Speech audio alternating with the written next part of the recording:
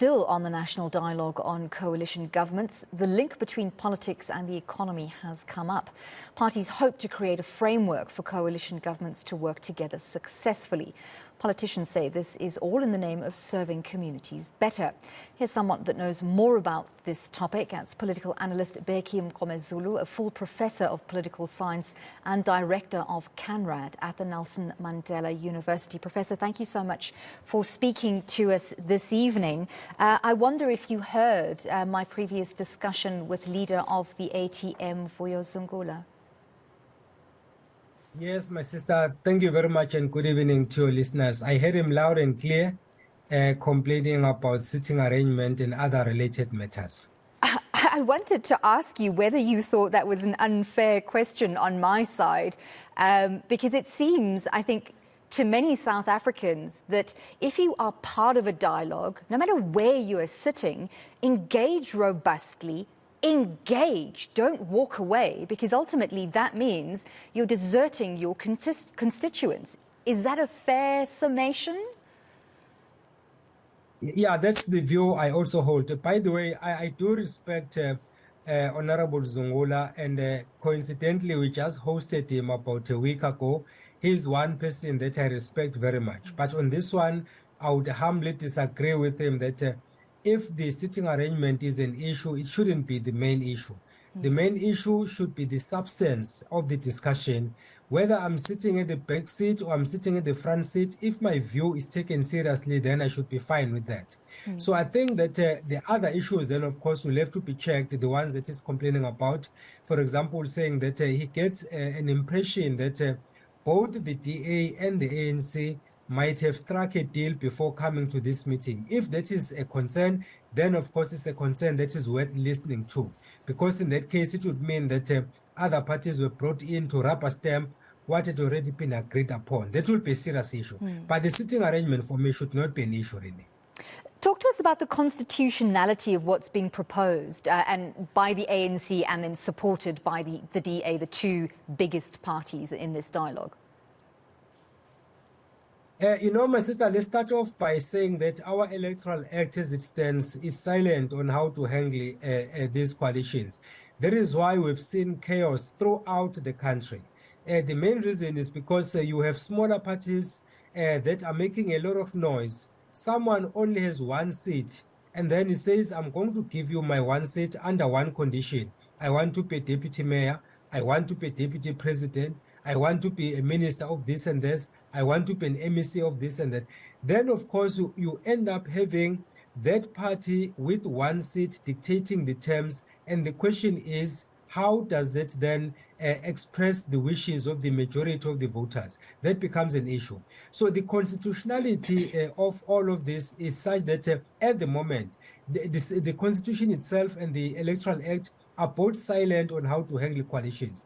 So this for me is a starting point that because our coalitions are not regulated and we've seen the chaos that arises as a result of that, then it's time that we regulate them.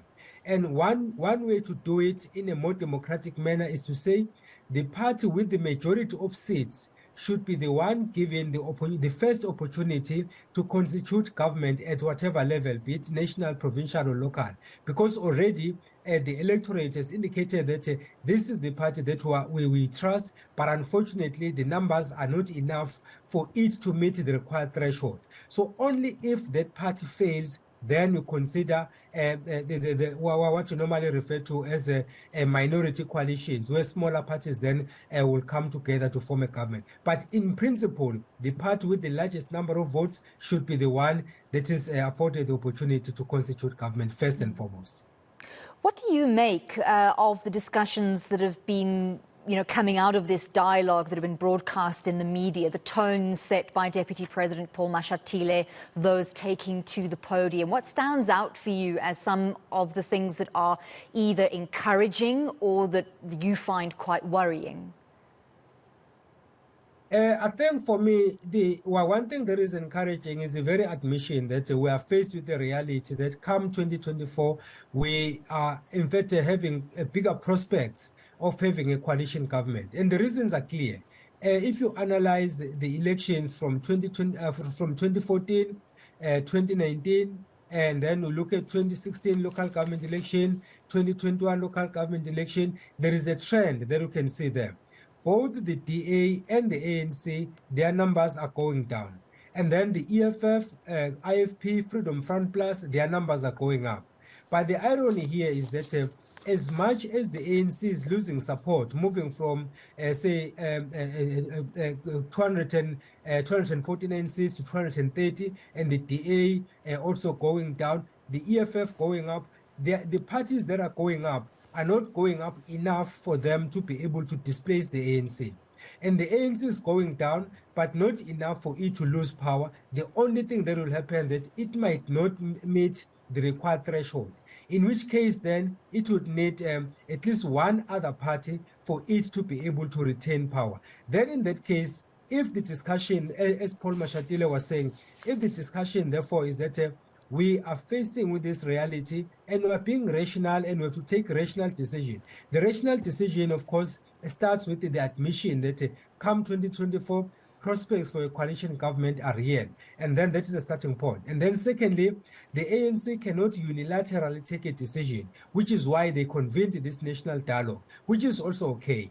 And then we involve parties that are in government. Currently, there are 14, but we also include others that are outside of government, which is the point that Honorable Zungula has an issue with, that they are being accorded a higher status than the ones that are already in government. But the reality is, you have to treat this matter in a democratic and transparent manner so that the end result will not cause more trouble, but instead will provide a solution so that when we go to the elections next year, we have a clear picture as to how we are going to handle these coalitions in the event that there is no party that gets an outright majority. So we understand the aim of this dialogue. Do you think it's going to be successful in achieving that, in delivering more stable, unified coalitions to South African voters? Ordinarily, it's supposed to give us direction, but given the trust deficit amongst our politicians, then one can have doubts about that. Because if politicians doubt one another, then of course, you cannot hope for something positive to come out of it. But in principle, the meeting itself, I'm in full support of it, given the fact that I'm one of the people who have been complaining that the fact that our coalitions are not regulated is a problem. Because then you find that the party which got the majority of the seats ends up being kicked out of the leadership position by smaller parties, which then doesn't assist us in terms of democratic consolidation. You saw, for example, in the 2021 local government election, the ANC, for example, had more seats than other parties in a number of municipalities. But because it could not find someone to work with, then, of course, smaller parties came together and they formed minority or smaller party coalitions or minority coalitions, and then they were able to displace the ANC and they took over control. The question then is that fair to the electorate? Because these are the people who voted. Of course, you might say they are to blame because they didn't give their party enough support for it to be able to meet the required threshold. But having said all of that, the reality is they still have more seats than others, so they should be the one getting the first nod for them to form a coalition government. Then only if that fails, then we can think of bringing in another political party. Thank you so much for giving us your insights. That was political analyst Bheki Mngomezulu, a full professor of political science and director of CANRAD at Nelson Mandela University. So on the one side, there are the numbers. Those who get the most numbers should be in charge. And on the other hand, there's the consideration of alignment of values.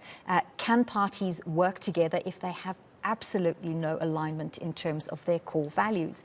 Things that we will have to come to terms with as we head towards the 2024 elections.